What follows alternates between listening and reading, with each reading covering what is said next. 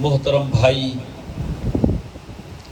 جناب رانا عبدالنعیم صاحب، رانا محمد ابراہیم صاحب،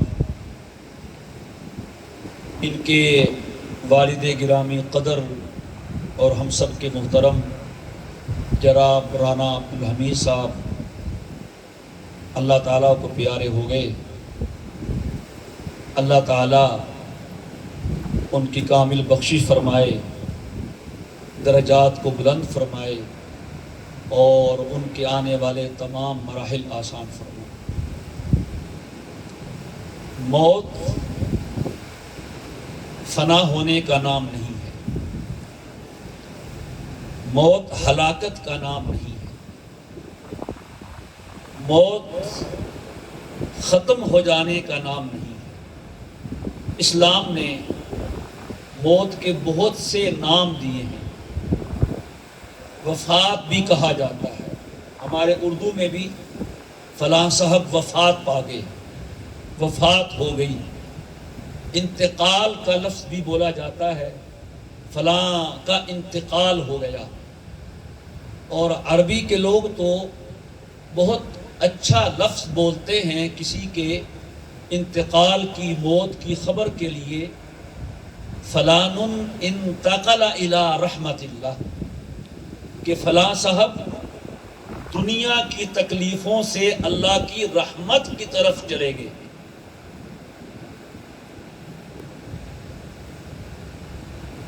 دنیا سے انسان چلا جاتا ہے، صدمہ تو ہوتا ہے، ہونا بھی چاہیے۔ اگر جانے والا وہ جس مقصد کے لیے بھیجا گیا تھا وہ مقصد پورا کر کے گیا ہے تو اس کے لیے تو موت تحفہ ہے، بشارت ہے، اچھا نتیجہ ہے۔ دنیا بہرحال ایک مشقت کی جگہ ہے، اور جہاں وہ منتقل ہو جاتا ہے وہ ساری مشقتیں جھیل کے اور آرام کی راحت کی جگہ میں پہنچ جاتا ہے۔ اسی واسطے جناب نبی کریم علیہ الصلوۃ والسلام کا ارشاد ہے، الموت تحفۃ المؤمن، موت مومن کا تحفہ ہے۔ آپ حیران ہوں گے تحفہ کیسی ہے؟ یہ رہنے والوں کے لیے نہیں، جانے والے کے لیے ہے۔ حضرت سفیان ثوری رحمہ اللہ تعالی جب ان کا انتقال ہوا تو کسی کو خواب میں ملے تو پوچھا اس نے، حضرت سنائیے کیا ہوا؟ کہنے لگے کیا بتاؤں، تمہیں چھوڑ کے آیا ہوں تو اللہ نے سب سے پہلے اپنا دیدار نصیب کیا ہے، پھر اس نے مجھے قوت پرواز دی ہے، مجھے نور کے پر عطا کیے ہیں، میں فرشتوں کے ساتھ پروازوں میں ہی رہتا ہوں۔ اور ایک اور حدیث ہے، الموت جسر یصل الحبیب الی الحبیب، موت ایک پل ہے جو دوست کو دوست سے ملا دیتا ہے۔ حدیث پاک میں آتا ہے، یہاں تو نہیں پتہ ہوتا، نہ جانے والے کو نہ اس کے گھر والوں کو، آخر وقت تک نہیں معلوم ہوتا۔ آخر وقت تک کتنے لوگ رات کو اچھے بھلے سوتے ہیں، صبح نہیں اٹھتے۔ آج کل تو اللہ بچائے نوجوانوں کو اچانک موت آ رہی ہے، لیکن جہاں اس نے جانا ہوتا ہے وہاں سب کو بتا دیا جاتا ہے۔ اور یہ حقیقت ہے، جتنے بھی یہاں رہنے والے لوگ ہیں ہم سب کی زیادہ برادری آگے ہے، اگلا ہمارا سارا خاندان وہی ہے۔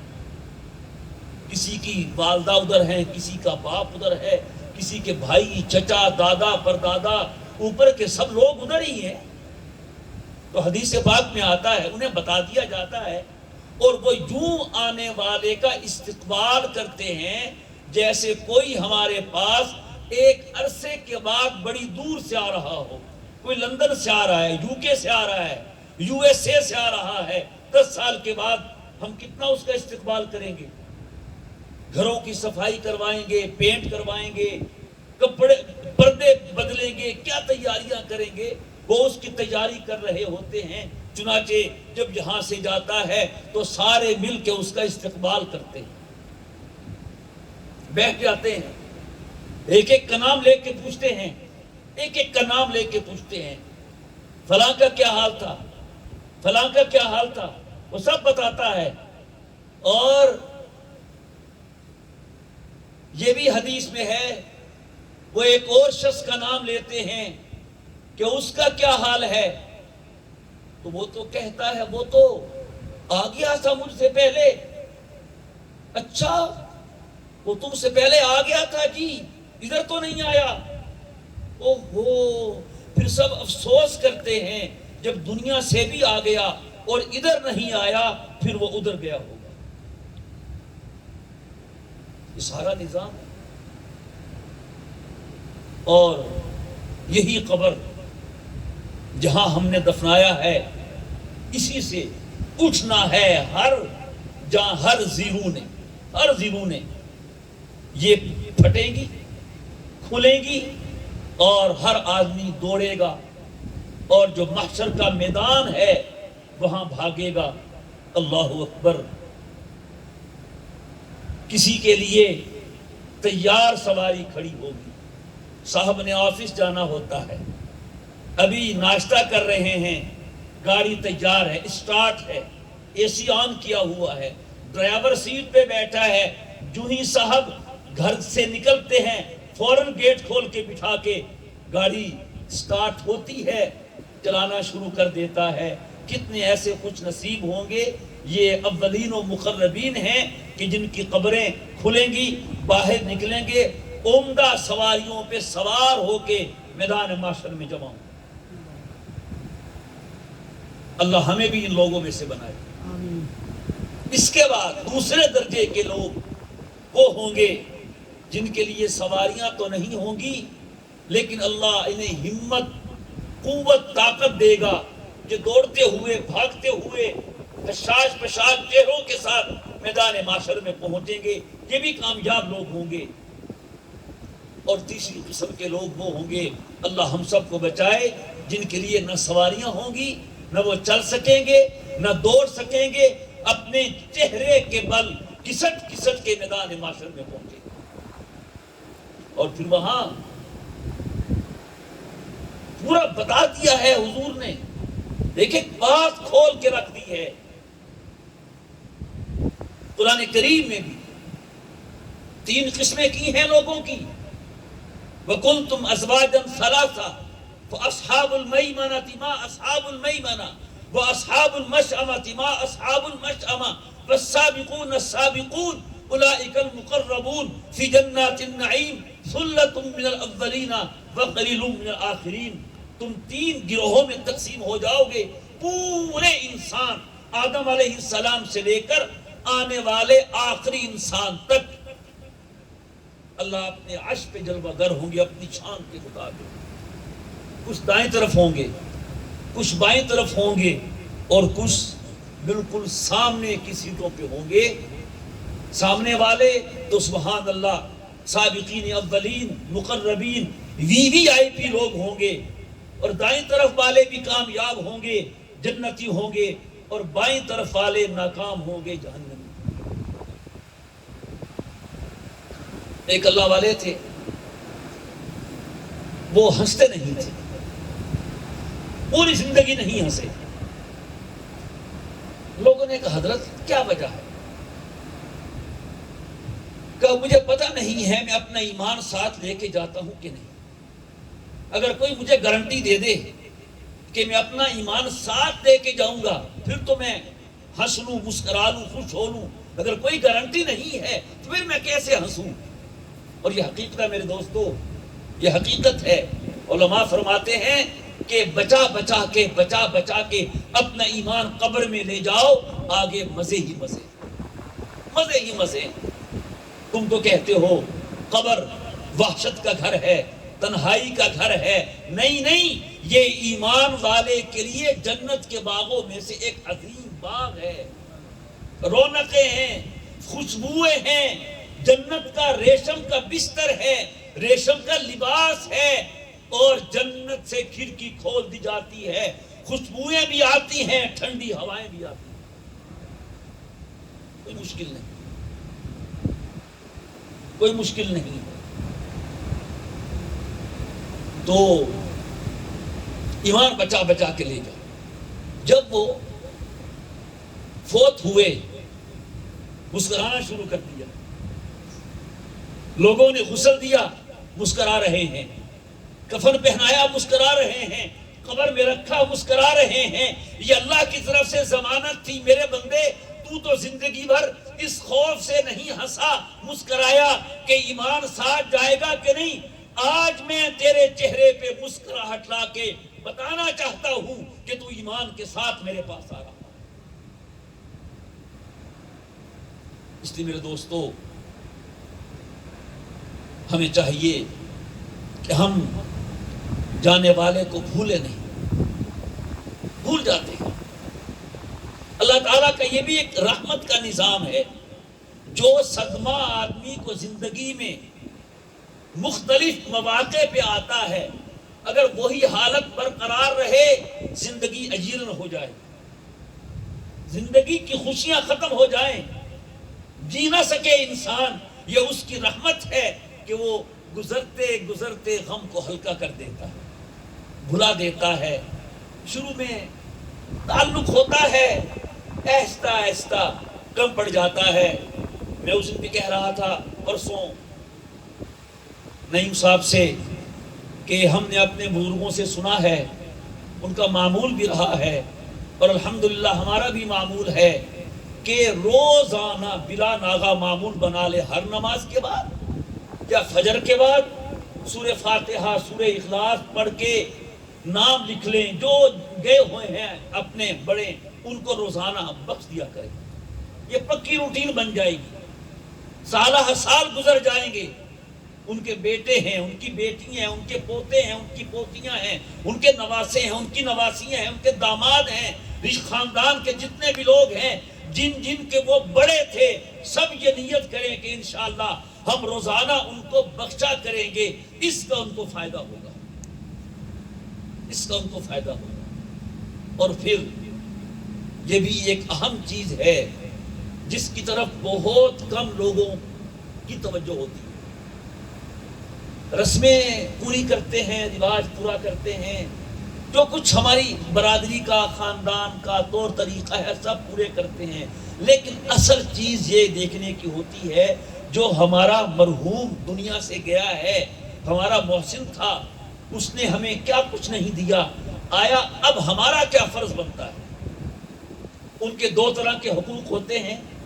ایک تو بندوں کے حقوق، کسی سے لین دین ہوا ہو اور معاملہ صاف نہ ہوا ہو تو ورثاء کو چاہیے جہاں وہ ان کی وراثت حاصل کرتے ہیں وہ ان کے اس حق کا خیال کریں. اگر کسی کا حق ان کے ذمے ہے وہ ادا کریں.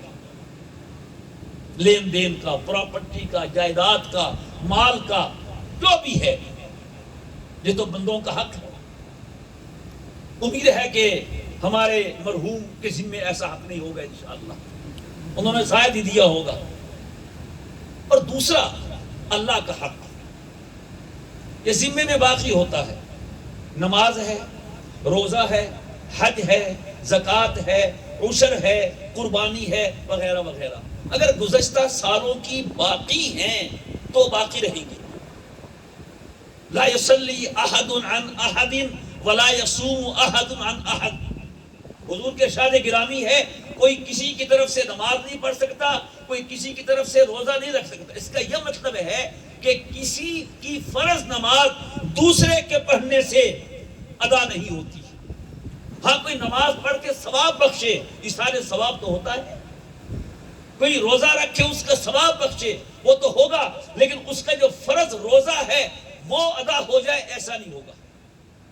اس کا طریقہ ہے، فدیہ ہے روزے کا، وہی نماز کا ہے، وہی وطر کا ہے، اگر کسی مرحوم کے ذمے، سب بیٹھے ہیں ماشاءاللہ، اندر خواتین بھی ہیں، اگر کسی کے مرحوم کے ذمے کوئی ہم میں سے دنیا سے چلا جائے اور ہم اس کے وارث بنے، تو ہم اس کا خیال کریں کہ اس کا جو بندوں کا حق ہے وہ کلیئر کریں، صاف کریں، اور جو اللہ کے حقوق ہیں اگر ان پہ، میں ایک مثال کے طور پہ بات کر رہا ہوں، مرنے والے پہ حج فرض ہوا تھا، نہیں کر سکے، وصیت کی، پھر تو ضروری ہے کرنا، وصیت بھی نہیں کی، تو پھر یہ حق بنتا ہے ان ورثاء کا جو ان کی وراثت کے حقدار بن رہے ہیں کہ ان کی طرف سے حج کریں۔ حج کر چکے تھے، اگر روزہ نہیں رکھا تو ان کے روزے کا فدیہ دے، ایک روزے کا فدیہ اتنا ہے جتنا صدقہ فطر کی رقم ہوتی ہے۔ نماز نہیں پڑھی، ہر نماز کے بدلے میں ایک فدیہ دیں، ایک نماز کا فدیہ ایک روزے کے برابر ہوتا ہے، اور چونکہ وتر مستقل نماز ہے، واجب ہے، تو دن کی 6 نمازیں ہوں گی، تو یومیہ 6 فدیے نماز کے، اور اگر روزہ ہے تو ایک فدیہ روزے کا، یہ حساب لگانا چاہیے، اور حساب لگا کے مستحقین کو، یتیموں کو، بیواؤں کو، مساکین کو، جن پہ زکوٰۃ لگتی ہے، جو مستحق ہیں، ان کو یہ ادا کر دیں۔ تو امام محمد رحمہ اللہ تعالیٰ لکھتے ہیں، اللہ تعالیٰ کی ذات سے امید ہے کہ انشاءاللہ وہ ان کے اس فریضے کو معاف کر کے ان کا حساب برابر کر دیں گے۔ دوسری بات، اذکروا موتاکم بالخیر، فرمان نبوی ہے کہ اپنے موتا کو، مرنے والوں کو اچھائی سے یاد کیا کرو۔ ہر بندے میں خوبی ہوتی ہے، دنیا کا کوئی انسان ایسا نہیں جس میں کوئی خوبی نہ ہو، عیب بھی ہوتا ہے، تو جو دنیا سے چلا جائے اس کے بارے میں حکم یہ ہے کہ تم اس کی اچھائیاں، اس کی خوبیاں بیان کرو۔ حدیث پاک میں آتا ہے جب فرشتے آتے ہیں روح قبض کرنے، اور وہ مرنے والا نیک ہوتا ہے، جنت سے ریشم کا کپڑا لے کے آتے ہیں اور روح کو اس میں لپیٹتے ہیں، اور باری باری فرشتے اس ریشم کو اٹھاتے ہیں جس میں اس مرحوم کی روح ہوتی ہے، جیسے ہم چھوٹے بچوں کو گود میں لیتے ہیں پیار سے، اور وہ فرشتے اس شخص کو ان اچھے اچھے ناموں سے پکارتے ہیں جن ناموں سے دنیا میں اس کو پکارا جاتا تھا۔ آئیے جی حاجی صاحب، آئیے جی رانا صاحب، آئیے جی چودھری صاحب، آئیے جی فلاں صاحب، جتنے اس کے اچھے نام ہوتے ہیں اس سے پکارتے ہیں، اس طرح اٹھا اٹھا کے اس کو اللہ کے پاس لے جاتے ہیں۔ اور نیک روح کا سب سے بڑا تحفہ یہ ہوتا ہے کہ وہ اللہ کا دیدار کر لیتا ہے۔ یا ایتھا النفس المطمئنہ ارجعی الی ربک راضیۃ مرضیہ، وہاں لے جایا جاتا ہے روح کو۔ اقبال کا غالباً شعر ہے،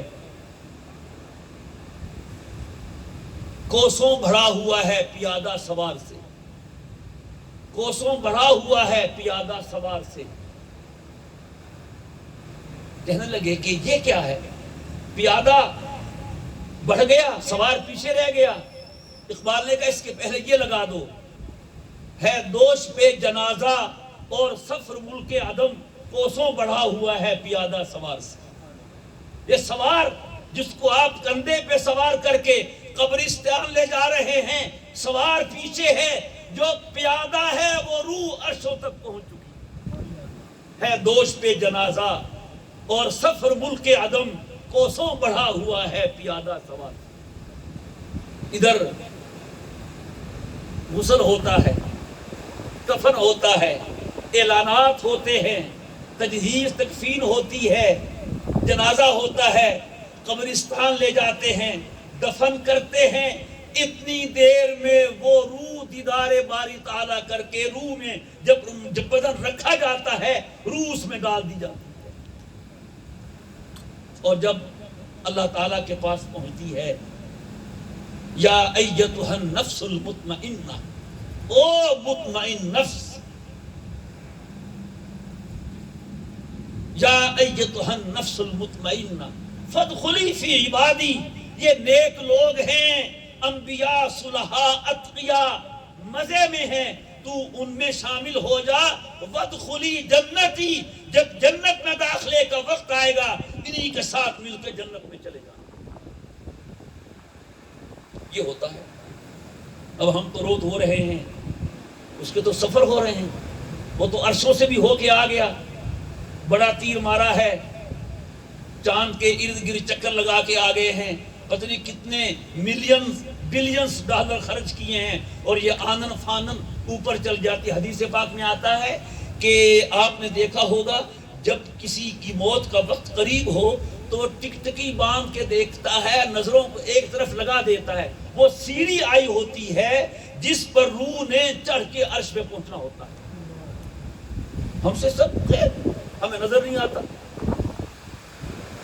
اور خدا نہ کرے کوئی آدمی اپنے اس نفس کو پاک نہیں کر سکتا، پاک نہیں کر سکا، وہ نفس مطمئنہ نہیں بنا، وہ نفس امارہ رہا، وہ گندا رہا، پھر اس کے لیے جنت سے ریشم کا کپڑا نہیں آتا، بدبودار کپڑا آتا ہے جس کو سونگا نہیں جاتا، اس میں کھینچ کے روح اس کی نکالتے ہیں اور اس میں ڈال کے اس کے لیے آسمان کے دروازے نہیں کھلتے، اس کو پٹک کے نیچے اسفل سافلین میں گرا دیا جاتا ہے۔ یہ معاملات ہیں، تو اس لیے ہمیں چاہیے کہ ہم بھی اپنے جو مرحوم ہوں ان کا یہ حساب دیکھیں، پھر انشاءاللہ تعالی ملاقات ہوگی جب قبریں کھلیں گی اور سب بھاگتے ہوئے عمدہ سواریوں پہ سوار وہاں پہنچیں گے۔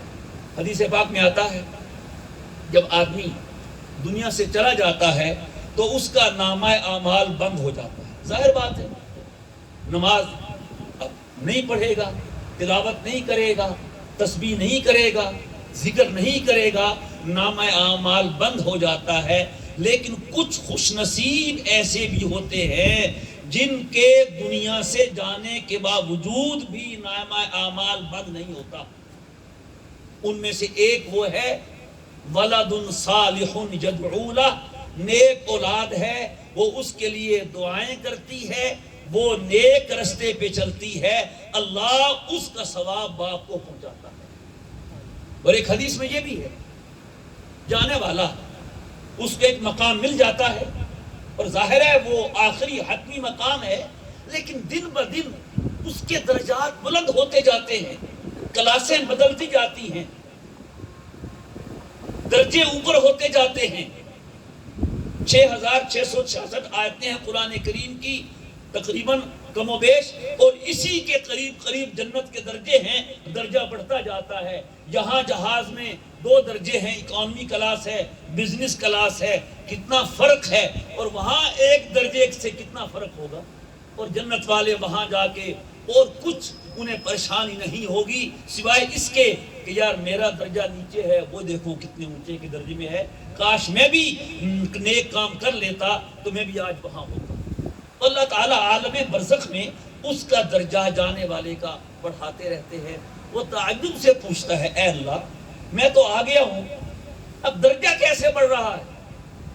اللہ فرماتے ہیں لِاِسْتِغْفَارِ وَلَدِكَ لَكَ، تیری اولاد کے تیرے لیے استغفار کرنے کی وجہ سے، وہ تیرے لیے استغفار کرتی ہے، درجہ بلند ہوتا ہے۔ تو نیک اولاد کا ہونا بھی یہ جانے والے کے لیے بہت خیر کا سبب بنتا ہے اور اس کے درجے کی بلندی کا سبب بنتا ہے۔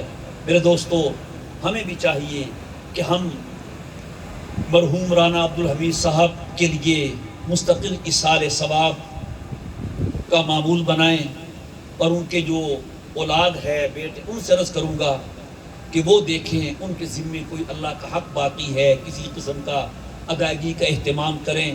اور آپ جو بھی خرچ کرتے رہتے ہیں ماشاءاللہ، اللہ نے مال بھی دیا ہے، دل بھی دیا ہے، سخاوت کرتے رہتے ہیں، تو آپ اس سخاوت میں بھی اپنے والد صاحب کے ایصال ثواب کا یا ان کے لیے فدیے کی نیت کر لیں، تو آپ کو تو ثواب ملے گا ہی، ان کو بھی اس کا ثواب ملتا رہے گا۔ ہمیں اس موقع پہ چاہیے کہ ہم بھی اپنی موت کا سوچ لیں، بنا لیں پروگرام مرنے کا بھی، مرنا ہے ہم نے بھی، پروگرام نہیں بنائیں گے تو بھی مریں گے۔ اچھا ہے پروگرام بنا کے جائیں تو آسانی ہوگی، آدمی پلاننگ کرتا ہے سفر کی، سفر اچھا گزرتا ہے، اچانک جانا پڑے اس میں کئی ساری چیزیں چھوٹ جاتی ہیں، رستے میں پریشانی ہوتی ہے۔ اگر ابھی ملک الموت آ جائیں اور کہیں چلیے ہم انہیں واپس بھیج سکیں گے؟ نہیں، مجھے نہیں آنا، ابھی تو مجھے یہ کرنا ہے، ابھی یہ کرنا ہے۔ ایک نبی کی شان ہے جو ملک الموت کو واپس بھیج سکتے ہیں اور کسی کی مجال نہیں ہے کہ انہیں ایک لمحے کی مہلت دی جائے۔ اس لیے مرحوم کی موت وہ تو ہو گئی، اللہ ان کے درجے بلند فرمائے، ان کی منازل آسان فرمائے، اپنے مقربین میں شامل فرمائے، جتنی انہوں نے زندگی میں نیکیاں کی اللہ اپنی بارگاہ میں قبول فرمائے۔ بتقاضۂ بشریت کوئی لغزش ہوئی، اللہ اپنے عفو و کرم کا اور ستاری کا معاملہ فرما کے وہ ساری معاف فرما دے۔ تو ہمیں بھی چاہیے، ہم بھی جا سکتے ہیں، ذرا جائیے قبرستان جا کے پوچھئے، اگر آپ کی بات ہو سکے کہ آپ جو جہاں آئے تھے تو کیا پلاننگ کے تحت آئے تھے یا اچانک آ گئے تھے؟ کوئی نہیں کہے گا کہ میرا پروگرام تھا، مرنے کا پروگرام ہوتا نہیں ہے، وہ تو اوپر سے بلاوا آتا ہے اور یہ جا اور وہ جا آدمی چلا جاتا ہے۔ قرآن پاک میں ہے یا ایھا الذین آمنوا اتقوا اللہ حق تقاتی ولا تموتن الا وانتم مسلمون، اے ایمان والو اللہ سے ایسے ڈرو جیسے کہ ڈرنے کا حق ہے، اور ہرگز نہ مرنا مگر اس حالت میں کہ تم ایمان والے ہو۔ علماء نے لکھا ہے مرنا اپنے بس میں نہیں ہے، ہاں ہر وقت مومن رہنا اپنے بس میں ہے۔ تو قرآن کریم کے آیت کا مطلب یہ ہے تم ہر وقت ایسے رہو کہ ایمان مکمل اور کامل ہو، کسی موت کسی وقت بھی آ سکتی ہے، جب بھی موت آئے تم کامل ایمان کی حالت میں۔ اس کے لیے نماز سب سے اہم ہے، نماز سب سے اہم ہے۔ سب سے پہلے قیامت کے دن نماز حساب کا ہوگا۔ اور ایک عجیب نکتہ لکھا ہے علماء نے، آپ نے سنا بھی ہوگا کہ جو قبر کا عذاب ہے وہ پیشاب کی بے احتیاطی کی وجہ سے ہوتا ہے۔ روایت ہے، صحیح روایت ہے، آپ قبروں کے پاس سے گزرے، دو قبر تھی، انہیں عذاب ہو رہا تھا، تو آپ نے فرمایا اما احدہما کان لا یستتر عن البول لا یستنزع عن البول، یہ پیشاب سے نہیں بچتا تھا، واما الآخر یمشی بالنمیمہ، دوسرا چغل خوری کرتا تھا، اس بنا پہ عذاب قبر ہو رہا ہے۔ اب علماء لکھتے ہیں کہ طہارت یہ نماز کی تمہید ہے، اور قیامت میں نماز کا حساب ہونا ہے تو قبر میں طہارت نہ کرنے پر عذاب قبر ہوگا۔ تو اس لیے طہارت صحیح کریں، ضرورت ہو ٹشو استعمال کریں۔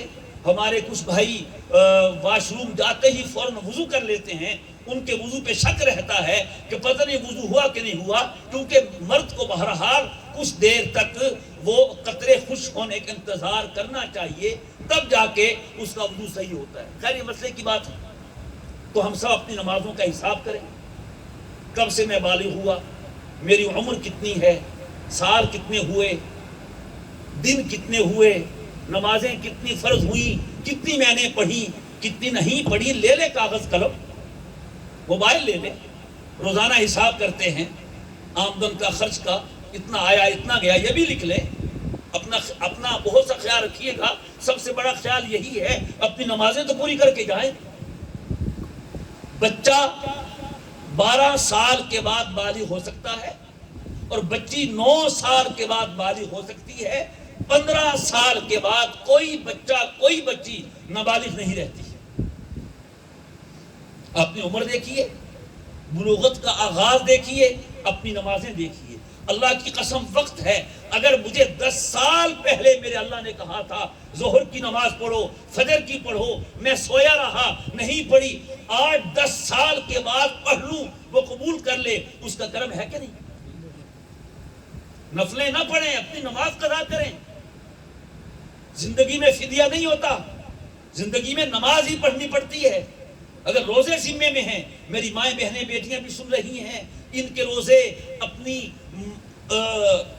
منتھلی جو ماہانہ معذوری ہے ایام کی وجہ سے چھوٹ جاتے ہیں، روزوں کی قضا بھی واجب ہے. نماز اللہ نے معاف کر دی ہے، روزے معاف نہیں کیے، روزے معاف نہیں کیے. اللہ کا حکم ہے، اور اس میں بہت بڑی حکمت ہے، بڑی سہولت ہے عورت کے لیے.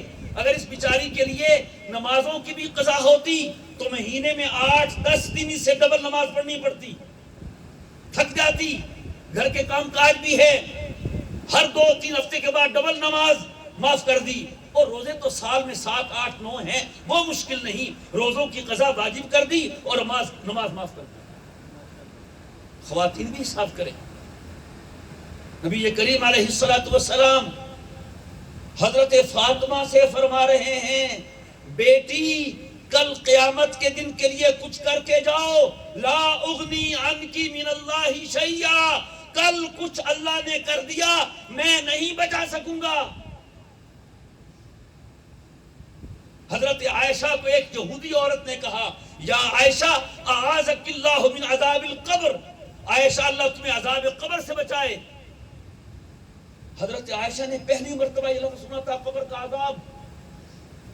نبی کریم علیہ السلام تشریف لائے، کیا ان کے لیے آسانی تھی؟